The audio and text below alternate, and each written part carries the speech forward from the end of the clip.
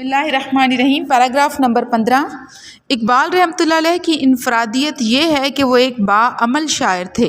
انہوں نے شعر کے ذریعے اسلامی تعلیمات، حسن اخلاق، خودی، فقر، درویشی اور مغرب سے بیزاری کی تلقین کی اور اپنے عمل کے ذریعے اس کا ثبوت مہیا کیا۔ انہوں نے مسلمانوں کی سیاسی جدوجہد میں اپنی ہمت اور طاقت کے مطابق شرکت کی۔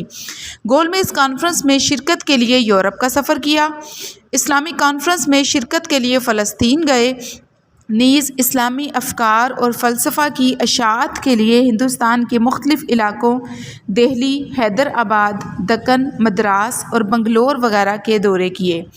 مسلمانوں کے اصرار پر پنجاب اسمبلی میں مسلمانوں کے حقوق کے لیے انتخاب میں حصہ لیا اور 3 سال تک اسمبلی میں مسلمانوں کے حقوق کی جنگ لڑی، حتیٰ کہ اسلام کے نفاذ کے لیے ایک الگ خطہ زمین کے حصول کی راہ دکھائی، پوری دنیا کے مسلمانوں کی آزادی اور تعمیر نو کا ولولہ تازہ عطا کیا۔ پہلا سوال ہے جی، اس عبارت کا موضوع عنوان تحریر کیجیے۔ دوسرا ہے، اقبال رحمۃ اللہ علیہ نے شعر کے ذریعے ہمیں کیا تلقین کی ہے؟ اور نمبر 3، اقبال رحمۃ اللہ علیہ نے اسلامی افکار کی اشاعت کے لیے کن علاقوں کا دورہ کیا؟ عبارت نمبر 15 کے سوال و جواب۔ اس عبارت کا موضوع عنوان تحریر کیجیے۔ اس عبارت کا موضوع عنوان ہے علامہ اقبال رحمۃ اللہ علیہ کی ملی خدمات۔ سوال نمبر 2، اقبال رحمۃ اللہ علیہ نے شعر کے ذریعے ہمیں کیا تلقین کی ہے؟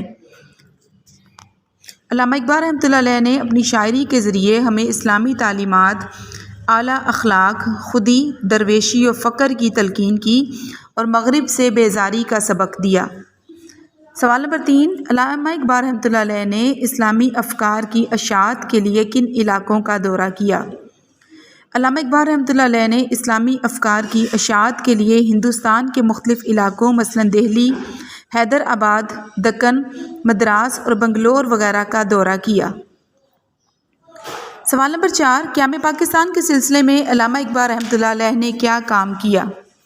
قیام پاکستان کے سلسلے میں علامہ اقبال رحمۃ اللہ علیہ نے سب سے پہلے تصور پاکستان پیش کیا تاکہ مسلمان اپنا الگ وطن حاصل کر کے وہاں اسلام کو نافذ کر سکے۔ نافذ میں زے آئے گئی۔